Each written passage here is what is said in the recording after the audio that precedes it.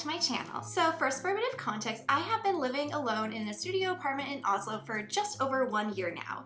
During that time, I've gone through all the highs and all the lows of living alone in the big city. But the real reason that I wanted to make this video is that I'm actually moving out really soon and will no longer be living alone. So because of this really big change in my life, I wanted to make a video and reflect on the past year of my life and what it was really like for me living alone for the first time ever in the big city of Oslo. So in my personal case, this isn't really the first time I've lived away from home, but it is the first time that I've had one apartment all to myself. The first time I ever moved out was when I was a teenager and I did this study abroad thing in France.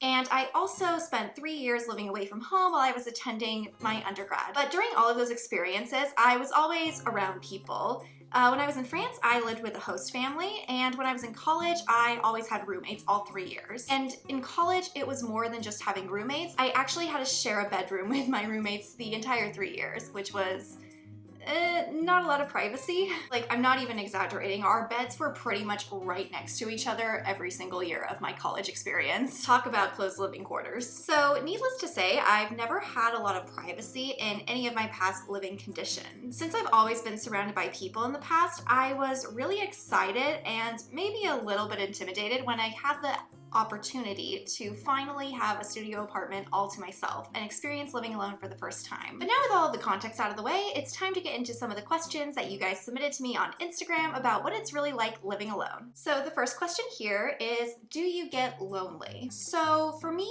I think that there's a really big difference between being alone and feeling lonely. Being alone is more of a physical state of being, in my opinion. You're just being physically isolated from others, whereas being lonely is talking about a negative emotional state where you feel disconnected from others, even if you're in a social situation. For me, even though I've been living in this studio apartment all by myself for the past year, I haven't really felt lonely because I've managed to keep in touch with all of my friends and family and continue to be social. Plus, I already had quite a bit of experience living away from home in the past, so it wasn't really like this was my first time not living close to family or even friends for that matter. I moved out of my hometown to go to college in a different city, different state for several years. So starting fresh was never really that scary for me. Plus, being in the studio apartment, I don't know, it just like wasn't really a big deal for me because I still saw all of my friends all the time here. I formed quite a good community of people I could go to really early on in my move. So even though they were my roommates, we still hung out a lot, and I think it was just a really good situation overall. It was really nice to just sort of create this routine over time naturally, where I could go downtown, meet with friends, do some studying, go to a restaurant, maybe a bar, or a nice party downtown, and then have a space that I could retreat back to every evening where I could just unwind and get some sleep or watch some TV, just have some me time, you know? Yeah, I was never really lonely here, and I actually kind of liked it. Looks like the next question here on the list is, how expensive is living alone? So, like many of you probably expect, living alone is more expensive than living with roommates, even if you live in a studio apartment like me. A lot of my other friends here in the city, they all live in these things called collectives, where they have their own private room, but they have to share the common living spaces, like the kitchen or the living room. And I have compared prices with them in the past.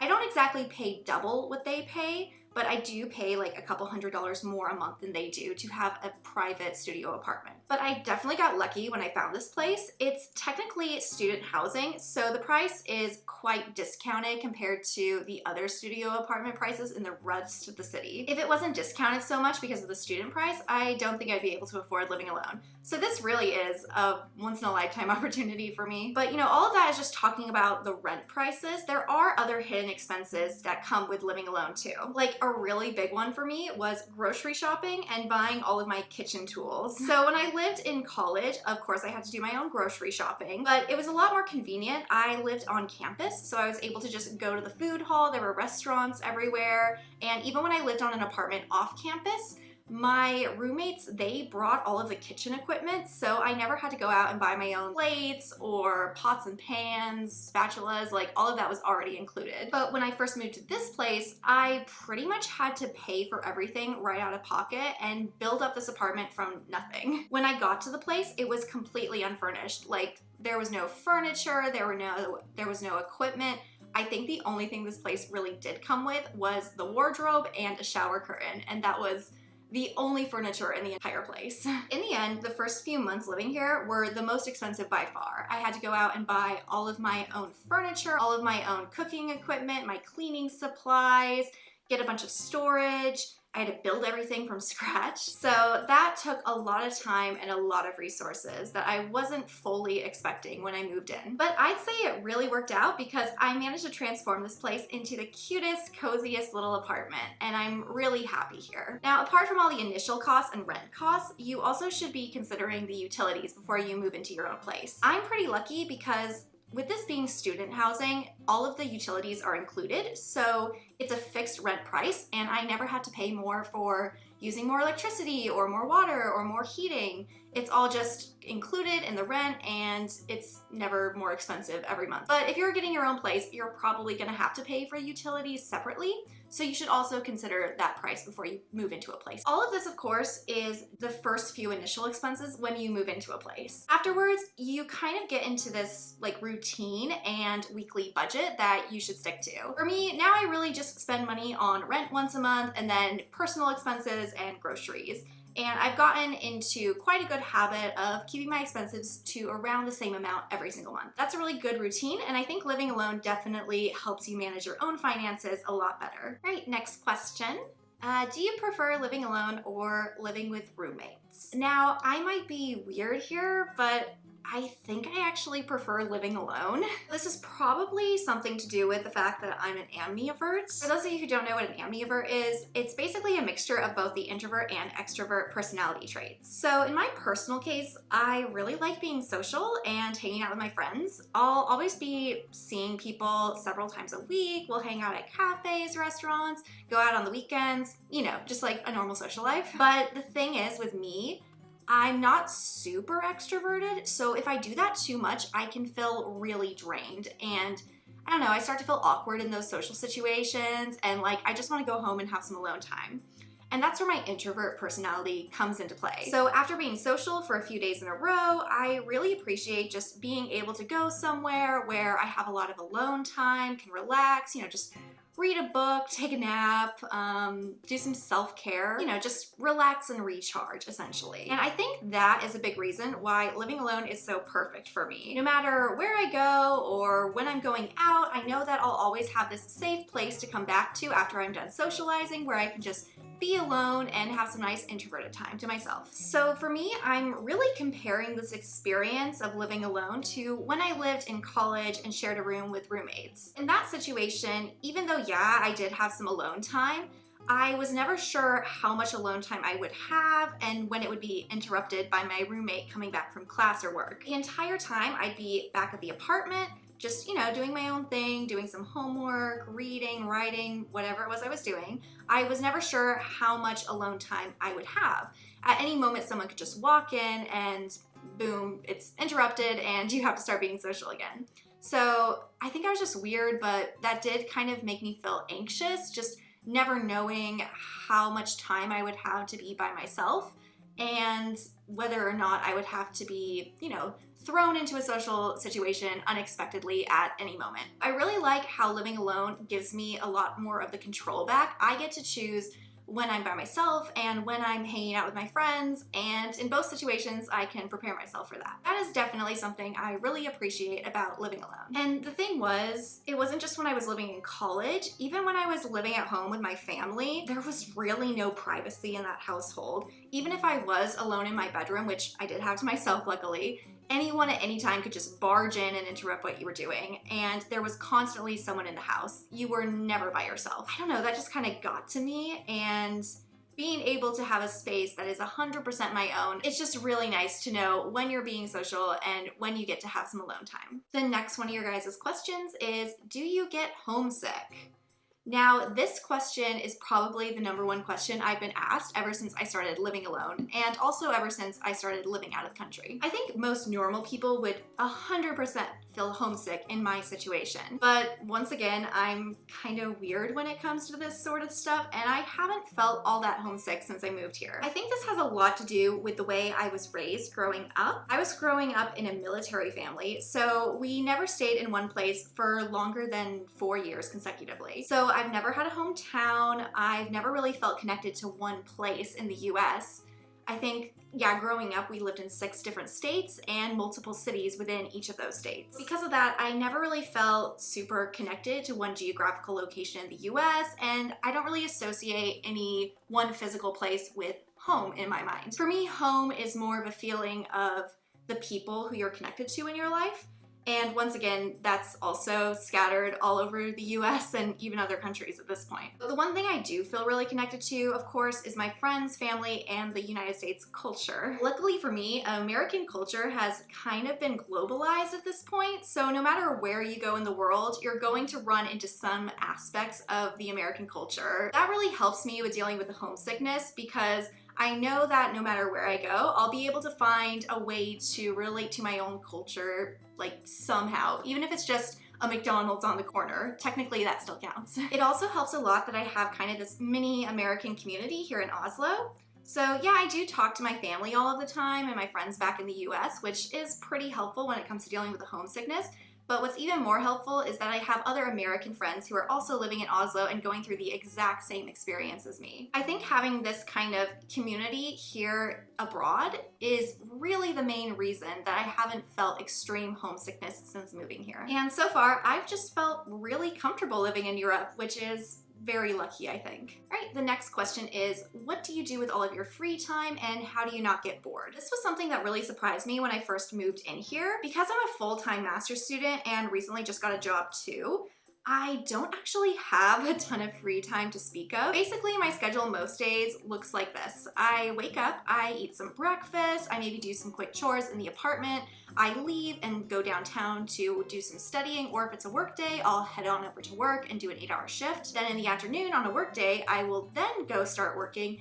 And if it's been a day without work where I was just studying with friends out on campus all day, then I will usually come back to the apartment in the afternoon, maybe do some more chores in the apartment, make sure everything is clean and tidy.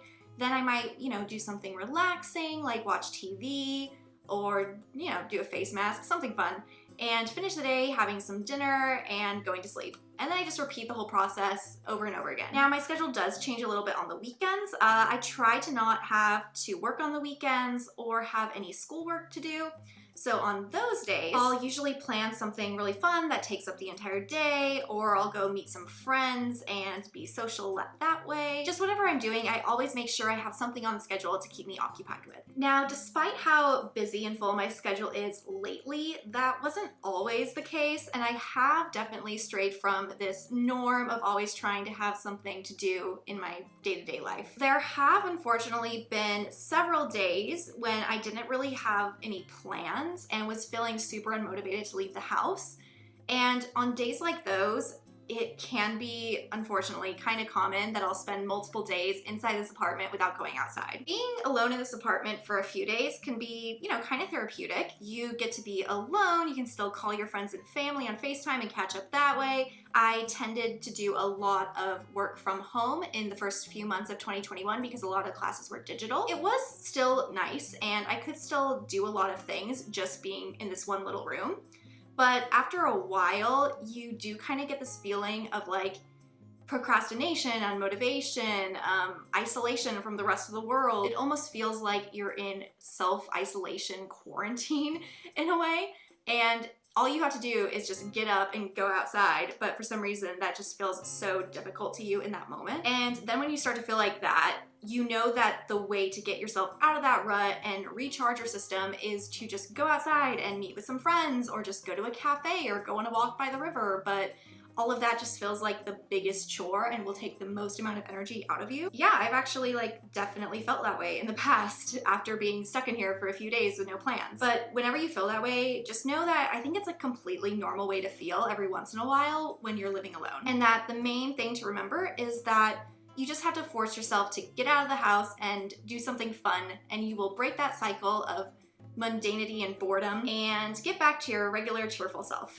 Continuing with the hard questions, what is the hardest part of living alone? Kind of like I said before, I think the hardest part of living alone is how easily it can be to slip into these periods of self-isolation when you don't have a lot of plans on your schedule. Yeah, and like I previously mentioned, I myself have definitely gone through these sort of periods of being stuck in a rut where I haven't left the house in a few days. And at times, I even felt like I was self-quarantining, like by accident. I think a good way to combat this kind of self-isolation is to create a daily schedule and stick to it. Ideally, your daily schedule should include things like doing chores, doing work or schoolwork, and definitely getting out of the house is the biggest thing. Even if you don't have plans to meet anyone or go to a social gathering that day, still try to make it part of your schedule to just go on a walk or go to the grocery store, just leave wherever you are. I think after a while, if you adhere to your schedule, it's going to become a routine, and then it'll be a lot easier to avoid these periods of isolation. Now, apart from that, I think the other most difficult thing that I wasn't expecting about living alone was how dirty everything can get and how many chores you yourself are responsible for. When you live alone, there is nobody else there to take out the trash or clean your dishes for you. You have to do it all yourself. And I know that sounds very obvious when I say it out loud,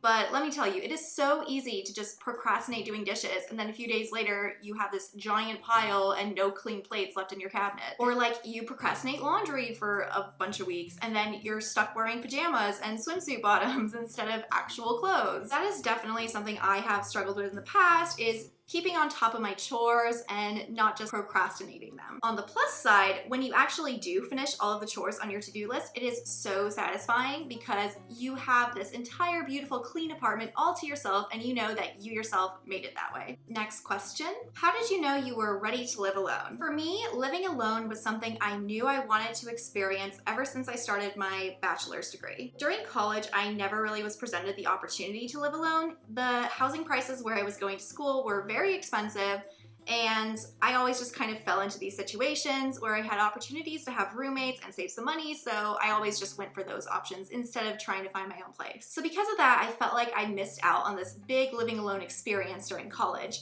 And I knew that when I did my master's, I really wanted to try and experience that then instead. Now, I never really had bad experiences with roommates per se, but there were definitely awkward moments. Because I didn't just have roommates in college, I actually shared a bedroom with everyone. It was inevitable that you were going to slip into these awkward silences and just feelings of awkwardness all the time. I had several roommates that after a few months, we just kind of wouldn't really acknowledge each other in the room and would just sort of stick to our individual corners and ignore each other's existences. And yeah, I really did not like that, and I did not want to experience that again. Because of that, as soon as I graduated from my bachelor's, I started planning how I would live alone. I actually did the planning for 1.5 years, which is a long time. That was mostly because I did a gap year in between my bachelor's and master's. But because of all this, I had a ton of time to do a lot of research, and I think that really helped me prepare for living alone. During all my time researching and preparing for this big life change,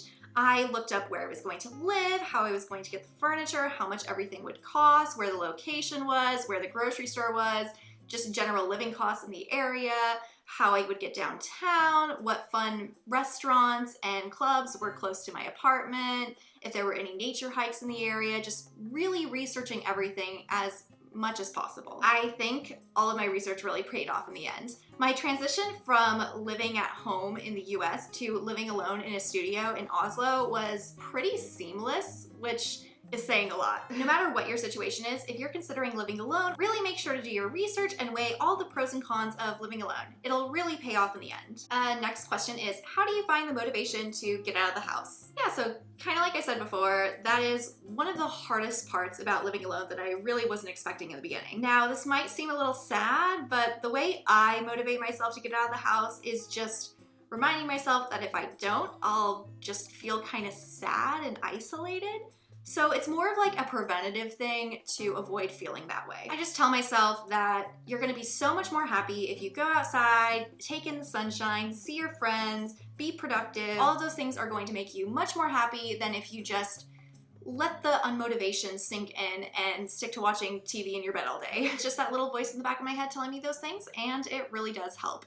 All right, next up on our list of questions is, has living alone made you more independent? The answer to this question is yes, 100% yes. I feel way more independent now than I did before. In the beginning, I didn't think living with roommates away from home versus living alone would really make me feel all that different when it came to my independence, but yeah, it actually does. When you live with roommates, yeah, you're away from home and you're more independent, but you're not 100% self-reliant. You still have other people to help with a lot of things. But when you live alone, everything is up to you. You pay your own bills, you do all the grocery shopping, you do all the cleaning, everything is up to you. And that's kind of nice. You have a lot of control too. I get to control what I eat, I get to control when I do my chores and when I do my laundry.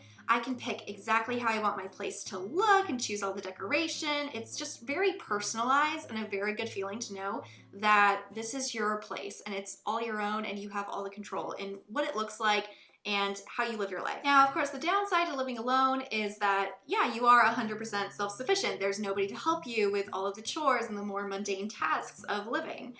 And also, if you want to be social, you have to arrange to meet people outside of the house instead of just going into the kitchen or living room and hanging out with your roommate. In the end, it is a trade-off, but I still think that living alone is very much worth it. You get this feeling of empowerment, self-reliance, independence, and you know that you control everything that's going on in your life and really get a speed lesson in adulting, how to take care of yourself and be on top of things. Now we got one last question here in the poll. What were your expectations of living alone versus the reality? So for me, I think I had relatively realistic expectations when I started living alone. And I think that was because I had like an entire year to do all of my research. So I was very aware of what it was going to be like. Even despite all of my research, I think I was still guilty of over fantasizing, like just a little bit. When I was envisioning my life of living alone, I had this picture of who I would be as a person. It wasn't really at all the reality. I thought that I was gonna be this girl who was going to always be on top of her chores, make sure everything was sparkling, clean, and organized all of the time, make tons of homemade meals, and cook a bunch in my own kitchen. My apartment has a roof, so I was always thinking I was going to go up on the rooftop every single evening to watch the sunset and read my books, and that I'd always be going to new and interesting places in the city every single day. But in reality, I'm not that perfect and that motivated to do all those things. I tend to let the chores pile up. I eat a lot of pre-made meals that are super quick and easy to make. I only really go to my rooftop terrace if the weather is perfect or if I have guests over and want to show them the view. I haven't really been to a lot of new and interesting places recently. I did a lot when I first moved in, but then after a while I found like my favorite places to go to and just sort of stuck to those in my daily routine. Yeah, the reality is much more mundane than this fantasy I had in my head at the time. But I still think it's really normal to fantasize about your life when you're going through this big transformative moment, especially when you're doing something as big as moving abroad or moving into a studio apartment and living alone for the first time. Like, these are really big moments in your life. So I think it's normal that you kind of picture it being a very transformative thing for you and that you're gonna turn into this brand new person overnight. But the good news is that you do change as a person. You do get more independent, you do get to be more self-reliant, and you do get to have a lot more control over your life and a lot more fun experiences. It's just not as exaggerated as it is in your head probably. But besides all that, I still like to take moments sometimes to remind myself, oh my gosh, I'm living in a studio in Europe all by myself.